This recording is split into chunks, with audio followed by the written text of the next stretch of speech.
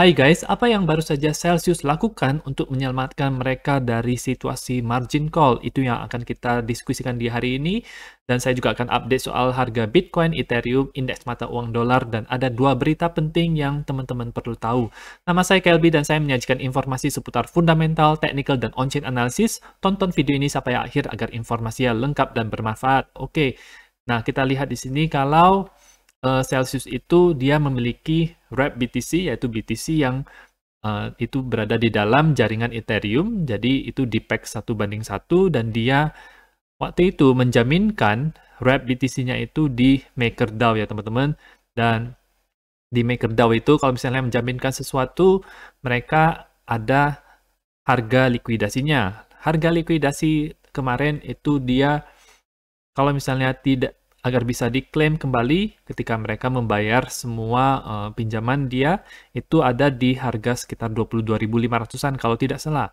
Nah, baru saja kemarin malam Celsius menambahkan kemungkinan besar mereka menjual sebagian asetnya, bisa saja itu aset dari investor juga, karena sekarang posisi daripada Celsius itu tidak bisa di withdraw oleh investor, jadi mereka mungkin menjual sebagian dari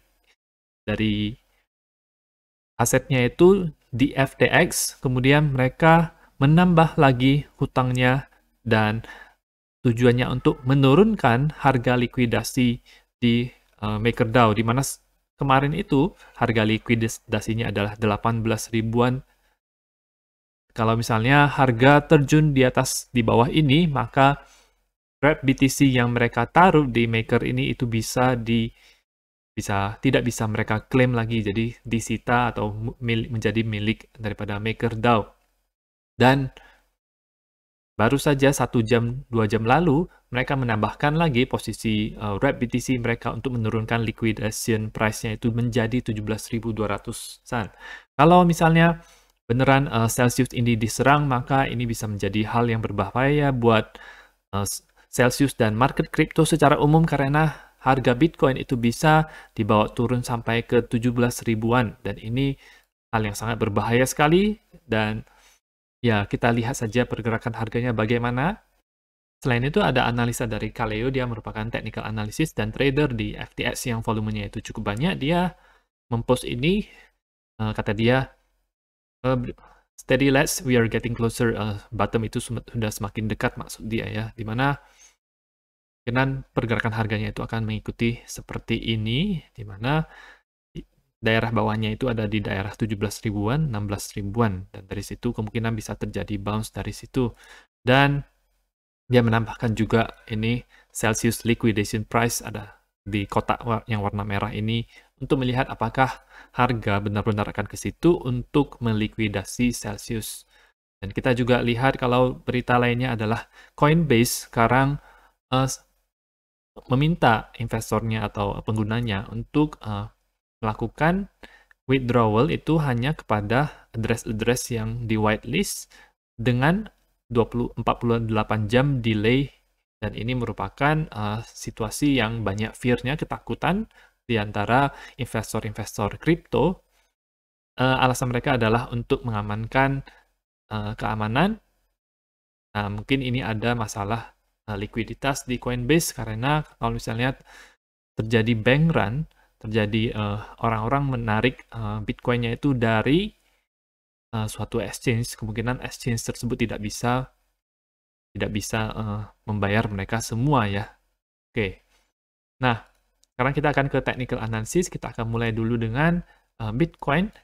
Kalau kita lihat untuk time frame daily-nya itu dia turun dari 26.900-an sampai ke 21.900-an. Close di 22.500 dan sekarang masih turun. Sekarang dia bounce sedikit dari 1,618-nya di daerah sini di 21 ribuan. Apakah bisa turun lagi? Masih sangat mungkin karena ada beberapa indikator lainnya yang masih bullish. Dan kita lihat di sini untuk langsung saja ke 1 jam. Ketika harga turun di sini, kemudian dia bounce dari sini, itu ada bullish divergence, mulai ada bullish divergence, jadi ini merupakan leading indicator, bukan berarti akan terjadi reversal di sini, tetapi merupakan tanda-tanda awal saja ada perlawanan yang cukup kuat, mulai kelihatan lebih kuat dari sebelumnya, dari bull. Oke, dari MACD-nya sendiri ini juga histogramnya itu mulai mengecil dibandingkan dengan yang di sini, jadi mulai menguat bull-nya, tetapi masih bisa ada kemungkinan untuk crash lagi di daerah yang ramai ini, yang ada confluence-nya, yaitu di daerah sini. Fibonacci di sini ada daerah 3 confluence di sini, di daerah 18 ribuan sampai 17 ribuan. Sama seperti yang dikemukakan oleh technical analysis Scaleo ini. Oke, dan biasanya juga kalau misalnya kita melihat adanya capitulation atau menyerah, investor pada menyerah, itu dia ada wick seperti ini di time frame 4 jamnya. Kalau kita lihat di time frame 1 jamnya bagaimana, sama ya berarti dia turun sampai seperti ini. Habis itu ketika sampai ke level tertentu dia akan tiba-tiba naik ke atas dan meninggalkan harga-harga di sini. Oke. Untuk time frame 4 jam bagaimana? Time frame 4 jam itu masih sangat bearish sekali di sini. Tidak ada yang namanya bullish divergence di sini, tetapi hanya masuk ke daerah yang sangat oversold. MACD-nya juga, ya, histogramnya itu juga masih merah seperti ini. Jadi kemungkinan besar masih bisa turun lagi, kemungkinan akan mengincar posisi likuidasi daripada Celsius. Kalau untuk Ethereum bagaimana? Untuk Ethereum sama juga, time frame 1 jamnya itu ada bullish divergence. Di MACD-nya juga ada, kan berarti akan langsung reversal. Di time frame 4 jamnya ini RSI-nya sama posisinya dengan ini, jadi semacam lumayan ada perlawanan sedikit dari bull-nya. Dan untuk time frame 1 hari tidak ada bullish divergence. Kalau untuk Ethereum Bitcoin bagaimana? Ethereum Bitcoin kita lihat dia sempat menguat sampai ke daerah 0,053, tetapi sekarang dia melemah lagi.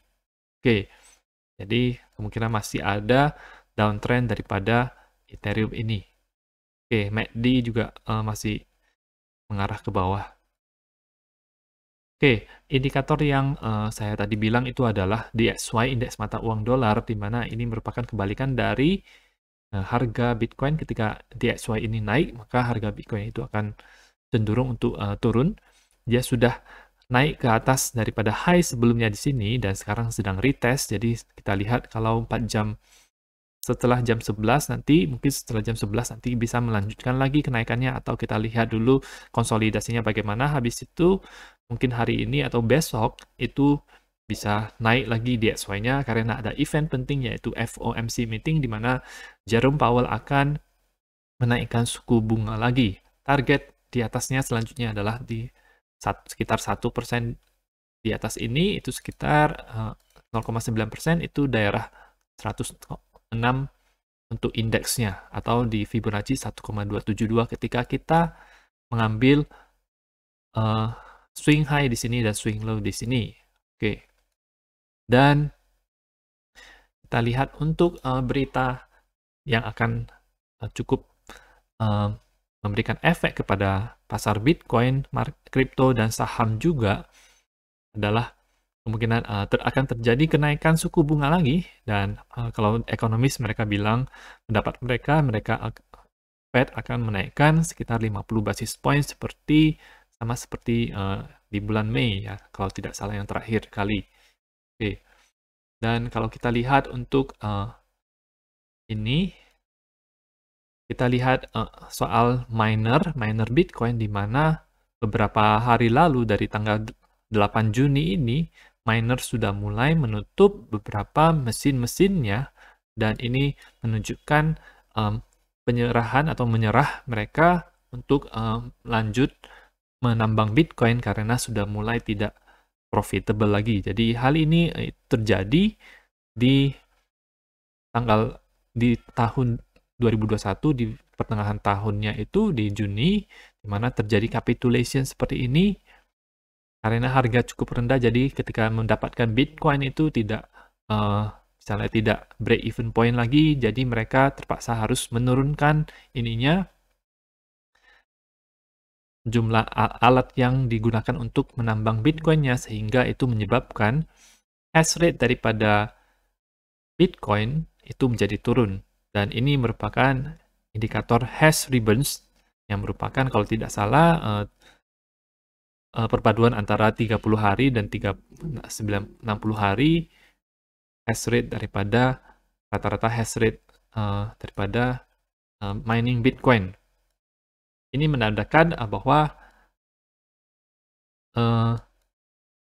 bear market itu atau proses akumulasi itu, kalau misalnya kita lihat di sini, proses akumulasi itu sedang terjadi biasanya untuk para whale ya.